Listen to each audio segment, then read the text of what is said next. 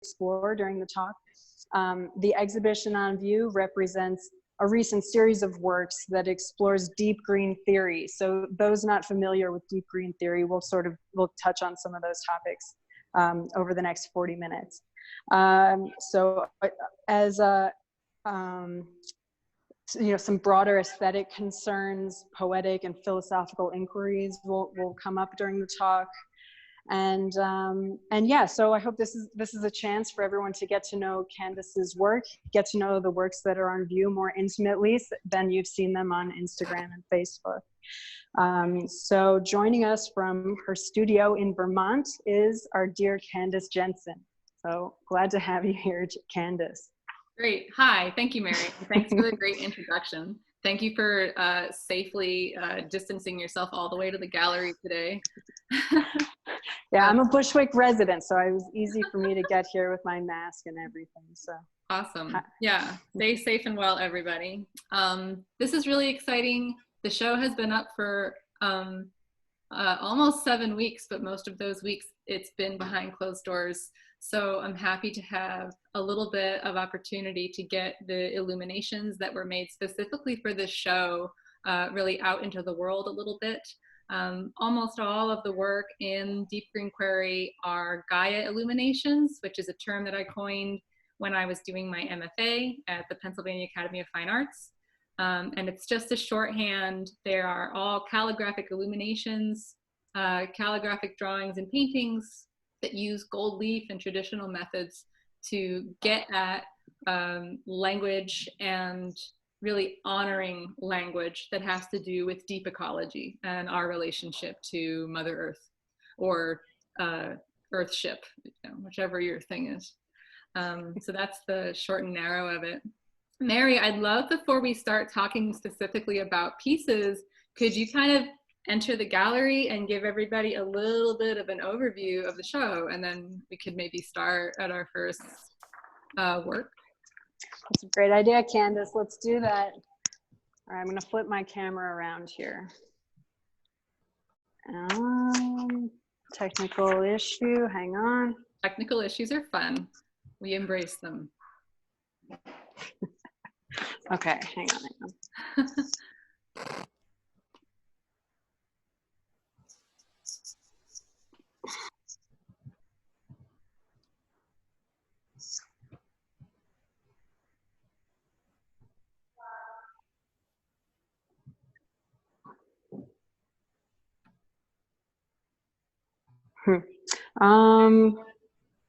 I think the issue actually, I'm not really sure what, I just did it before okay. All right. Thanks for your patience, everybody. Thank you. Good. All right. Looks good. All right. So we're at 56 Bogart Street when you enter the gallery.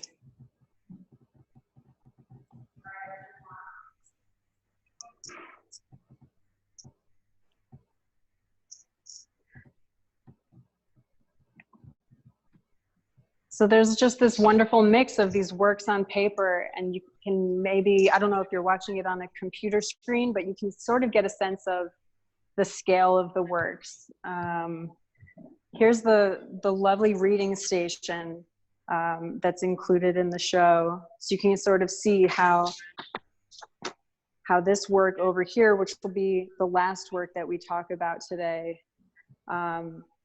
you can just get a sense of the sort of a large, human size, large experience of that work in the space. So the title of the show is Hand Drawn Onto the Walls. So that, I don't know if that's something that you can get a sense of, but a lot of little details that are just really, really wonderful to be around in the physical space. Awesome. Great. Thanks, Mary. So the one that you're in front of right now, the Earth Prayer and the Chthonic Prayer series, I think that those works were the first ones we were going to talk about today.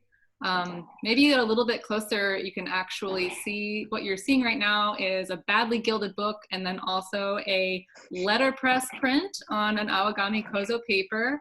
The letterpress print was made using my own calligraphy that was turned into a copper plate and produced by hand on my CNP press. That's an edition of 30. And so that's available to make the language of the Earth Prayer accessible, because if you actually can take the video over to the ink drawing, the chthonic prayer painting that accompanies it, the language that's in Earth Prayer is also embedded here into this illumination, and it's a little bit less discernible. So it's a funny combination of what you can and cannot read, which is part of the play of it. So Mary, Yeah. what do you think? What should we talk about? Well, yeah, this is, you know, you chose this to be the first work that we see when we come into the gallery. So it seems like a really good place to start. I guess, you know, so the title is Chthonic Prayer and Earth Prayer, as you stated. And I was just wondering if you could just give us a little bit of insight into that term chthonic, what it means to you, maybe how you see it as being presented in the work. And can you speak to that a little bit? Yeah, absolutely. So chthonic it's Greek, and it's referring to, it's often used in reference to deities or sort of sub-deities that have to do with the underworld. So literally of the earth, embedded in the dirt. And then of course there are more metaphorical ways that we can use this term, and etymologists and people who study language and even speak Greek would probably know a great deal more about it than I do. But it is the root word that is borrowed by Donna Haraway, who is the author of the Badly Gilded book that goes with these two pieces, which is Staying with the Trouble, Making Kin in the Cthulhucene. So she coined that term, Cthulhucene, which is the same root word as chthonic.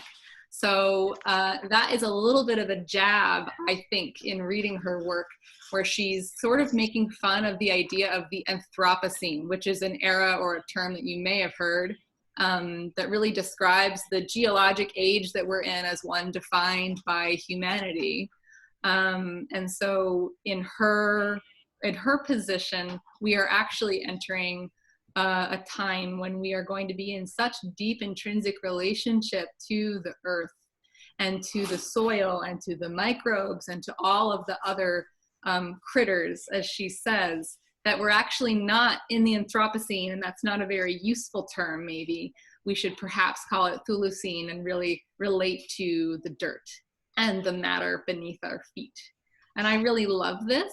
I think it's really important ideologically in our time to try to make sense of our relationship to that which has been diminished or that which hasn't been appreciated for a very long time. I mean, you see that in the way we use language very colloquially: cheaper than dirt, dirty. These things are not about the sacred when people are using that kind of terminology or those kinds of phrases. So I'm turning that on its head a little bit, and so is Donna Haraway and many of the other people who inspire me. So this is a prayer incorporating the words of my collaborator and friend Caroline Ross, who is an artist and forager and really incredible person who works in the UK. And then also some of Donna Haraway's words, really talking about the way that we as humans can become compost, can make kin with all of the other great, weird, living, breathing stuff that we share the soil with. Yeah, I mean, so much of what you're saying is really visible in the work. You know, there's something about it that sort of reads like roots to me, especially like this form here that sort of has this, you know, ochre red color quality to it. And just the shape of it sort of coming upwards. I was just curious if you could talk about, I don't know, like the underground, what's happening underground, like with dirt and critters and yeah. Yeah, sure. I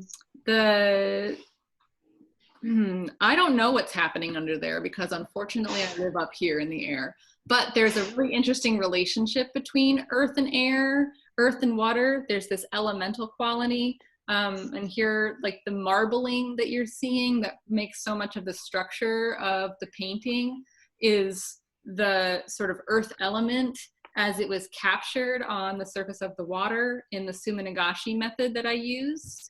But there's also a subversion of the way that the letters are written. Some of them are upside down. They could be reflected in water, or they could be buried in dirt. There's this sense that some things are accessible and are growing and are viable in the work. Those are the things that you might be able to read or discern, that are legible, truly legible. And then, of course, there's aspects that have been blotted out, that have bled over, that have been reduced to their pigments on the surface of the paper. And that really is them kind of becoming dirt again, composting and breaking down. It's pretty magical. I don't even have a green thumb. I'm like a budding herbalist and gardener. I'm not good at it yet. So this is stuff that I'm understanding that I need to have more relationship to, and I'm actively working that out. That's, yeah, well, I guess there's probably some people on the call who would be able to help you with that. I guess there's, yeah, as I'm going through, what I'm seeing in the little thumbnail screen is just all these beautiful little vignettes, like little moments that are just like have so much activity going in them. And then in any given, 5-inch like section of the work, there's little aspects of each of the things you've described. So yeah, so that I guess there's also, we haven't really discussed this. Well, I guess you mentioned that there's this big open space here in which you've done your this beautiful calligraphy of, and that's the Earth Prayer, right? So that the it's sonic... partially, it's the Earth Prayer and Donna Haraway's words extracted from Staying with the Trouble, which is the book to the left of the work. So they're both there, and they're both pretty legible when you're right next to them. It might be a little difficult to see on the Zoom because, Mary, you're holding stock still, and I can tell, but still it's you're not quite right in front of it, and it's not going to be easy to read on the Zoom call or on the Facebook Live. So just know that you'll get a chance to see it in life sometime in the future. And trust me that it's the Earth Prayer text, which is Caroline, she has this as a kind of mantra every day, and that might not be the term that she uses to describe it, but she sort of made a riff off of the Lord's Prayer, which is a really common Christian intonation, or something that you would say daily. It uses the same cadence, it uses the same structure, and it's not an exception of the Lord's Prayer. It's a sort of yes and approach to saying that we can have the same kind of consideration for the earth and for nature as a vessel that we can the Holy Trinity, if that's your jam. Yeah, it's a partner piece. There's this illumination, which may or may not be legible. Some of it is, very purposefully. And then there's the book that sort of creates this extract, this source text that is badly gilded.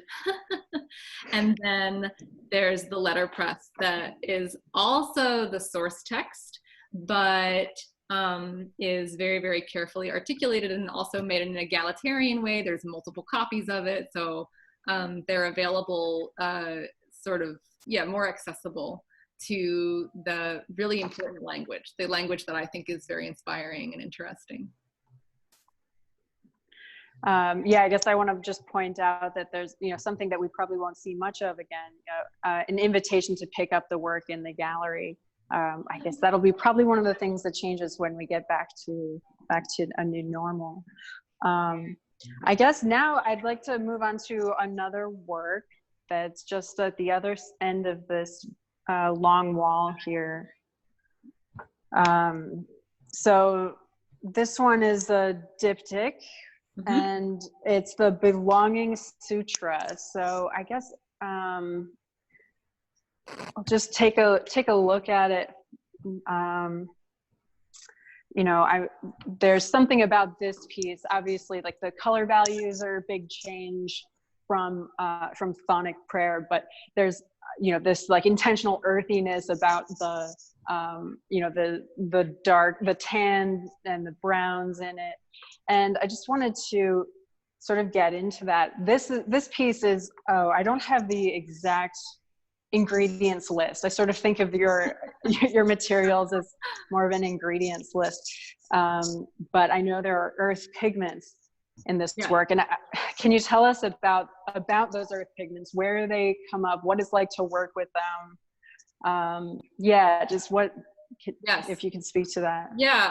It's a little bit cheeky. It sounds a little bit esoteric and sort of like magical ingredients when you call it earth pigments, but very many common art materials are made from earth pigments. You can go in your backyard and dig up some clay or mud and grind it up, and you've got earth pigments that you can make drawings or paintings with. Obviously here we're seeing more jewel tones. So in this piece, especially in the left panel or the left page really, the blues, there's cobalt blue and there's ultramarine blue. So that's literally ground up cobalt and lapis lazuli. Those are earth pigments. They're the pigment as it inherently comes to us from the chthonic lands, from deep underground or from the surface. Lapis lazuli as a pigment has a really remarkable history, or historically it was the pigment that was discovered in the mines of Afghanistan and in the Renaissance. Oh wow, my art history background is failing me. But anyway, it finally gave the Christian painters in Europe the opportunity to really paint Mary's robes blue. Like that's the source of it. And again, there's a lot of information I'm missing there. But it's remarkable how much these really common materials like stones, dirt, clay, burnt wood, or even fossilized wood, they're nothing. And then they're very, very remarkable and important when they are applied, or when they are taken mindfully and then sort of allowed to transform into something that we can give meaning and symbolism to. And then that makes me think, like, are there these inherent qualities symbolically, metaphorically embedded in these materials, or are we really ascribing them to them? And that's me being a little bit curious about panpsychism and a kind of an animistic approach. But it's cheeky to say earth pigments. Like I think the ingredients list for this piece is earth pigments and ink and gouache on paper, and all of those things have both mundane and like fabulously special roots and origins. So I think I saw there was an artist and she did these lovely charcoal drawings, and she didn't call them charcoal drawings, she called them well, the ingredients list for her said burnt wood on like mashed wood. And she was really describing the processes through which these mundane resources became sort of special and magical and charged. And I was kind of riffing off of that a little bit. But it really, all of the pigments that you're seeing, or all of the colors that you're seeing, it's either metal, mineral, clay, and they're sort of embedded on this wood pulp that has become paper or cotton pulp in the case of Reeves BFK. And it's kind of interesting, like the elemental trace of the way that they came to be on there and captured. I find that very magical. It's a very magical process to me.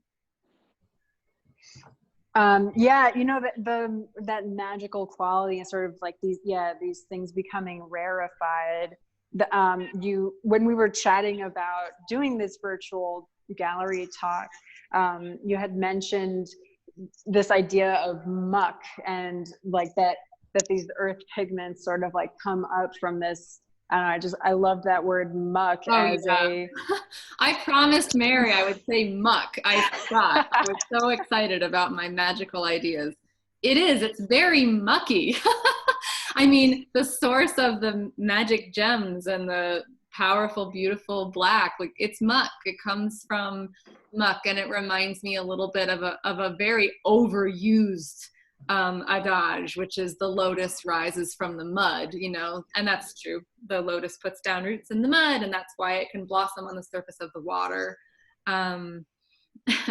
But the muck is very important, and it doesn't have to transform away from muck to be important or to be symbolically charged. There is a kind of magic and a light to the darkest, most disgusting, stinkiest muck. That's like a challenge that I make in these illuminations, I think.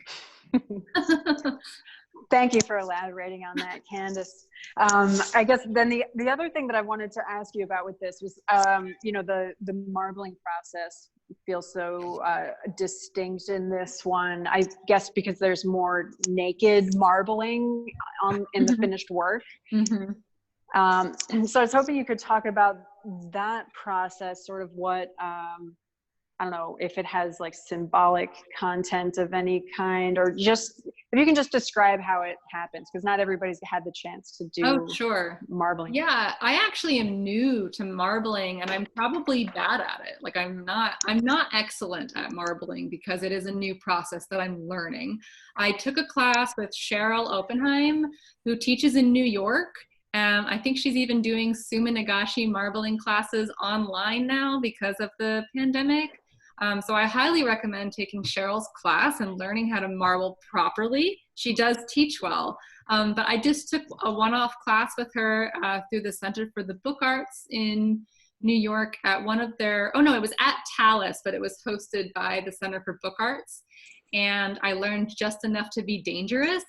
And with Suma Nagashi, you take sumi ink, which really is wood char and ash that's mixed with a little bit of shellac. I actually don't know exactly how you make it, but it's a really beautiful, rich black ink that many people use to do drawings. But it's perfect for marbling. The tiny bit of shellac that's in the ink allows it to float on the surface of water.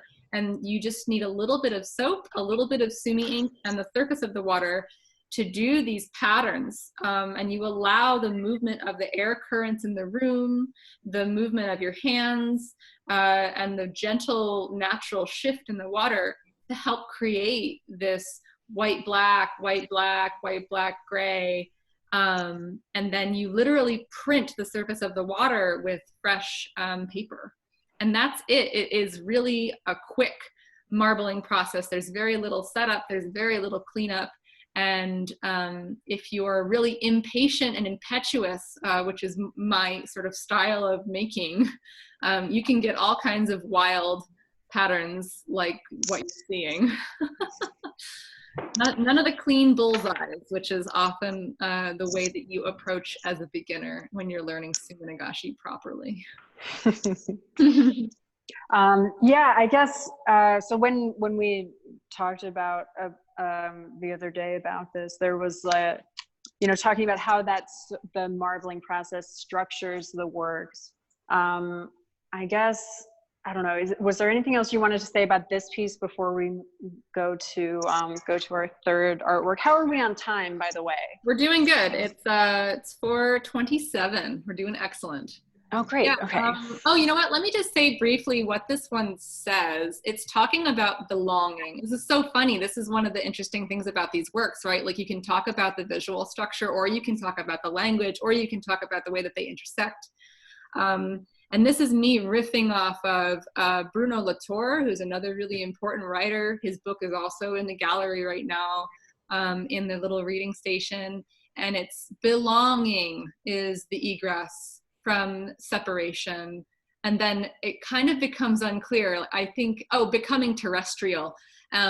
So it's actually two authors that are important to me being quoted here. It's Charles Eisenstein and Bruno Latour, as I mentioned. And it's talking about the story of separateness or human exceptionalism or globalization, and the way that that has created great division between people, but also between people and other beings. And it's also sort of referring to an antidote to that condition that so many of us find ourselves in. So belonging is the opposite of separateness. And then if we become terrestrial, we transcend the competitive nature of hyper-individualized globalism. It's political. Nice. That was a great, great little segue into the activist portion of our program. Just kidding, there is not an activist program, but let's develop that in the next virtual program, shall we? Love it. So I wanted to move on. I'll just give you another overview of the gallery as it is at this moment in time. Yeah, obviously you're getting a sense of like, there's just so much richness in each work, the visual, and then also the linguistic or conceptual that is just represented artistically in the visual form. So even this piece, we never even spoke about this, but maybe we can link to oh, sure. Link to this document at some point in the as a follow-up to the event or something. So this is the third artwork that we had sort of talked about this. To me, this is the one that kind of sums up a lot of what I find so intriguing in Candace's work. The title is Preposition for the Permeability of Language. Mm-hmm. And yeah, it just sort of in this piece, you know, in each piece, but in this one especially, I just find this tension between the structure of the text and then also the organic visual form. So, you know, we just talked about the marbling process and your sort of renegade marbling practice that you use. And yeah, I was just hoping that you could just talk about that tension and maybe how it specifically plays out in this work. Yeah, word art.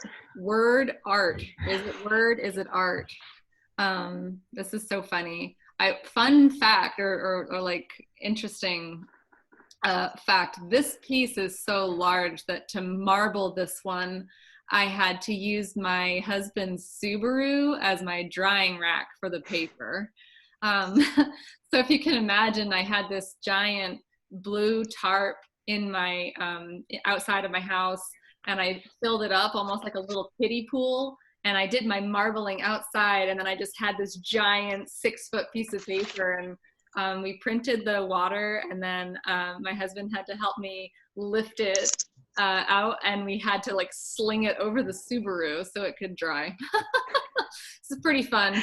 There's some neat photos. Maybe I'll try to dig them up and share them on the Facebook event. But yeah, so word art, which is way more important than Subaru drying racks. There is this tension between those things, and we just saw that, like the way that we talked about the first piece, it was all about the language. Like, what was the language saying? What does it mean? Who said it? Why is it important? Is it inspiring? Do I care? And then the second piece, it was much more about the visual structure and the materials and how those things were speaking compositionally. It was more of like a formal discussion, like how is this thing looking? What am I seeing color-wise? And I think that for the word art, for calligraphic illumination, for calligraphy, you're always dealing with both. You're always dealing with the legible and that which speaks to the part of the brain that really wants to interpret language and identify information and categorize. And you're also dealing with the power of visual art, which is beyond language often, not always, but often. And so I'm asking your brain to do two things, which can feel overwhelming, or more than two things sometimes, which can feel overwhelming. And there's a lot to pay attention to. I know this because I'll be working on it and I will see new things, and I'm the one that's making it. So there's this strange space that I have to exist in to work with the language, transcribing from my source materials. And in this case, for the permeability of language, it's directly from David Abram, who wrote this wonderful book, The Spell of the Sensuous, which is very formative to me. And I was responding to him. So I'm kind of creating a poetic essay in response to his idea about the opening up of the definition of language. It again speaks to the animist in me, having more than just what we see as alphabets, be language, having more than just the oral or the visual alphabet, be readable, legible. So, and then of course I'm also sort of dealing with these elemental qualities, the marbling, the structure, and then how are these languagey bits that we can see and even try to read, how are they sort of morphing and also sliding in and out of the marbling, the different colors, the different materials. And so again, there's this really strange oscillating quality where the brain or the observation of the work goes in and out of the realm of language, the realm of poetry, or the realm of meditation even sometimes. There is a lot of tension there, and I say tension not like it's a problem. It's just that there's not one modality that this kind of work allows you to see it in. There's inherently different aspects of perception that are coming into play. I think I'm very interested in that. Some of the most meaningful and inspiring work I've ever seen has had nothing to do with color or medium or material. It's been a couple of words printed on a page. In that sense, I'm very literary. I'm very rooted in the history of writing and language, but I also see the limitations to that. I'm also a visual artist. I'm also a painter. So I know that there's a lot that can be said and communicated that is outside of what we consider language. So these are all questions that I hold. And again, all of this work, they're all Gaia illuminations. So they're all related to my research and desire to really come into a deeper, more meaningful relationship ecologically with the world around me, which includes other human beings and also other beings and also things I can't even recognize as beings yet.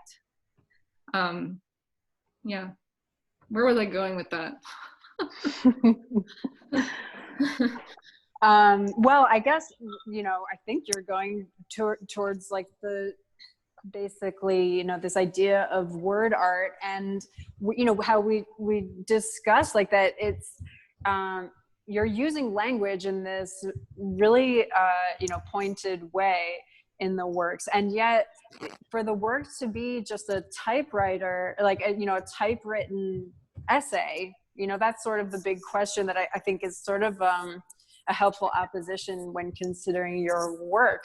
Because if this was just a typewritten essay, how would we, what would be lost, or in your opinion, like, why didn't you just decide to write the essay? Yeah, I think it really is because I know there's so much more that can be conveyed. I think we all know that. I think I feel fairly confident making a universal statement like that. Anytime we as humans have really, really deep emotions or a strong connection, our words fail us. Our words are inadequate. Our words are, they're unrefined, bad apprentices. I think I'm quoting Christy Maxwell really badly there. They're amateurs at what we're trying to get across. There's a lot of thinking that we do and feeling that we do that completely avoids the verbal or avoids language because it's not enough. So I think that, and I'm not trying to say that these marbled Gaia illuminations are finally enough. They are really like hinting at how much more there is to say that my words will never get across, and that others' words can inspire feeling in me, but even they are not getting the full message out. For David Abrams, I mean, the crux of the book, The Spell of the Sensuous, it's all about, it is animism. It is this way that we, before written language, as human beings, we could read things that we didn't make up and figure. We could read wind and water and trees and lichens and moss, and not just for our own purposes. It's because there's things that these beings have to say. And that's an interesting concept, and one that is pretty outside of common perspective, at least in our culture, that typically holds that humans are the only ones that have anything interesting to say, and that most other beings are accessory. So I disagree with that. And then I use these illuminations to hint at everything I can't wrap my head around. That's so beautifully said, Candace. Yeah, I mean, it just makes me think back to your marbling process, and that you actually are imprinting the air movement on the surface of from the room, or from over the baby pool outside on your lawn. So yeah, in an almost really in a really literal way, you are like recording that language in nature, and representing it here. And I guess, yeah, maybe that was one more thing to discuss with this work, the sort of, just because of like this, like really the depth of the title, just on itself, preposition for the permeability of language. If you can just speak a little bit to like the language versus figuration. Oh, yeah. Right, like why wouldn't I go out and do my very best to use my rendering skills to draw all of the finite, perfect detail of like a mucky forest floor. I think we were talking about this in preparation for the conversation, and I said that jokingly, and I thought, oh, maybe I should do a whole series where I render mucky forest floors. That's such a good idea. Because I'm very committed to the tradition of figuration and representation in visual art. I think it's a really meaningful practice. It's the opportunity for us to really observe and to try to start paying attention to those things that usually escape us, usually don't get counted as legible. But yeah, why is there no representation here? It's because there is yet more than we can even see. So it's sort of more here to hint at the symbolic enormity of the information we are missing. And it's more macrocosmic. So I think that when you're really paying attention and painting or drawing a subject and doing your best to represent that subject, or even create a good portrait, you're capturing a lot of what is there, that and you're interpreting a lot that can't be seen, but you're doing it through the lens of what is observed. And so here I'm sort of more interested in symbolically that which transcends our sensibility, our ability to sense. So there's, yeah, it's a little bit more metaphorical. I mean, I have kind of a highly skeptical intellectual bent on some of this stuff. It's very easy for me just to think about it a lot.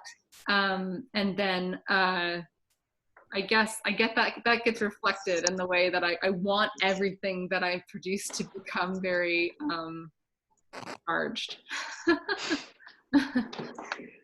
Well, I think you're successful with that, Candace. And I guess, yeah, I don't know how, I'm not quite sure how we're doing on time, but I feel like with that, I think we've really touched on our we've fulfilled our promise to talk about ecology and perception. So I'm glad for that. But I think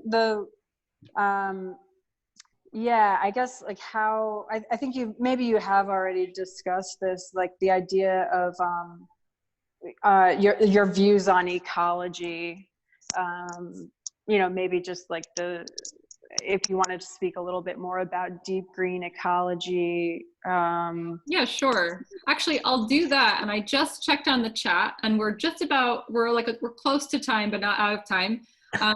I'll touch on deep ecology, and then I would love to answer any questions for those of you who are in the Zoom call. And I'll try my best to also look at the Facebook. It's very challenging to do all these things. So thank you for bearing with us. deep ecology. It is deep green theory and deep ecology. They're pretty much synonymous. The idea that nature and other beings have inherent value that transcends the usefulness to humanity. It decentralizes humankind. It takes us off of the top of the pyramid and puts us into a very deep and interconnected network with other beings and other life. I don't just think, this is actually much more representative of how life on Earth really exists. We're all interconnected. The air I breathe, we're very intimately aware of this these days, right? The air I breathe becomes the air you breathe. And then the resources that I take are resources that we share. And so there's a lot of connectedness where our culture often commits to separateness. And so deep ecology is a movement, an intellectual pursuit, research. It's community that is seeking to really challenge that assumption of separateness, exceptionalism, and human as most important. Yeah, that's the short of it. And then I would love to go and see, a couple people asked some questions. I want to make sure I answer them while we're here. Cool. Caitlin, my wonderful collaborator and friend Caitlin Ott is here, and she asked if I use natural dyes to marble the paper. And the answer is yes. Yeah, Sumi ink is a natural base, and I also eschew all synthetic dyes and polymer-based art supplies because I think it's important to be a responsible global citizen. Let's see, what other questions do we have? Jose, thanks for coming, Jose. Is your research inner research as well as external research? Oh, yeah. Yeah, wow, I think it's so important to bring that up because what does that mean? A lot of this can come across as preachy, maybe my art, but also the way that deep ecology or any kind of movement can present. It's like, I have this answer and here it is. I think that it's important to keep that in mind. All of this has to do with wrestling with my own relationships, and that's really like the root of what ecology is, right? Like how beings are relating to each other. So this is very much having to do with a personal process as well as a little bit of an evangelical process. Like, look at how this beautiful idea, we can all live in an interconnected, magical, utopian world. How exciting and inspiring is that? So both of those things are happening at the same time. Good question, thank you. Sam Jones, also thanks for coming, Sam. Awesome artist. Can you talk about your process of the calligraphy? It feels as though each letter is a microcosm of the larger forms.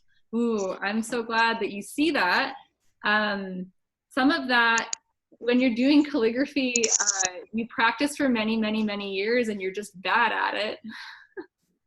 And then all of a sudden you kind of cross this weird threshold where you have this beautiful muscle memory and you're not paying attention, and it is a little bit meditative, and you lose hours doing the same lines over and over and over again.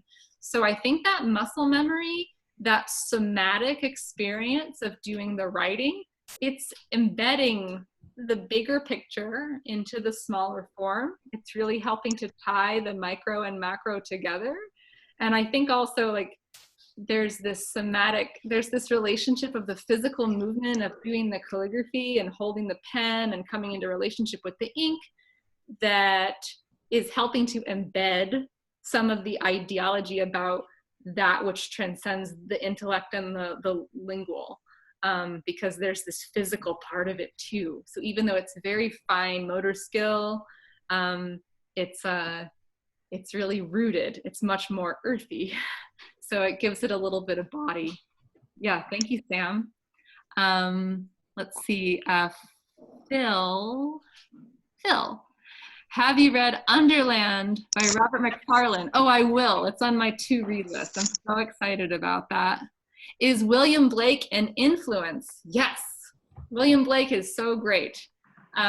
Which is really funny because when I was in art school, I didn't really like his style, and I think I still feel a little bit like jaded on the particular way that he renders, which is really funny, but I love William Blake. He's so profoundly interested in the intersection of the spiritual and the material, and he had this fabulous kind of heretical approach to getting you to think about what utopia was, what the world was, what our relationship to the world was.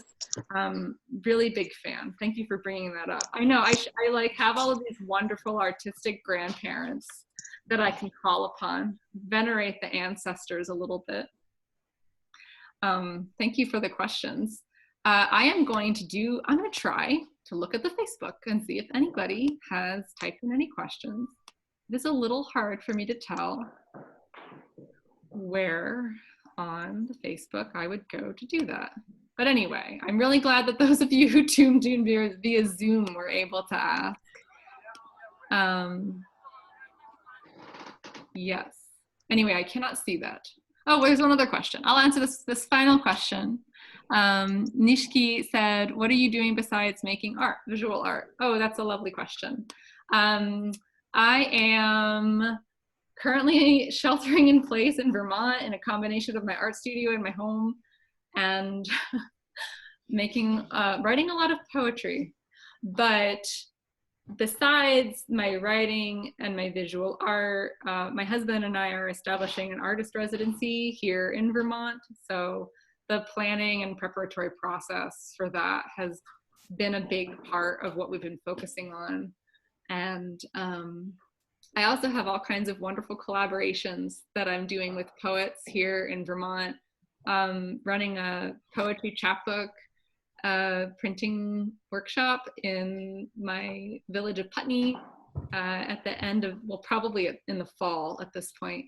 And also collaborations with Bianca Stone, who's an incredible poet, and others. So it's been very poetic. It's been very lingual here lately. But other than that, learning a little bit more about gardening, really getting my hands dirty and doing my best to honor these ideas outside of their ideation. So anyway, thank you so much, Mary. Are there any final questions or any final things you'd like to say? You know, I feel like we covered so much of the, the things that are just sort of just so intriguing about the works that are on view. And, I'm thankful to everyone for, dealing with the technological mediation. These works are really incredible in person. So I'm just like really glad that we could come up with a simulation for people. I'm your stand-in. I'm enjoying the work in person, and I'm just really glad that everyone could join us virtually. Yes. No, thank you so much to everybody. I appreciate that you are here. I appreciate your questions and your attention. And it's just so lovely to share these things and these ideas and images with you. Thank you so much. I've recorded the presentation, and I'm going to do my best to make it accessible so it can be shared. And again, just thank you so much to Mary and to all of you for coming, and for coming virtually and staying safe and healthy otherwise.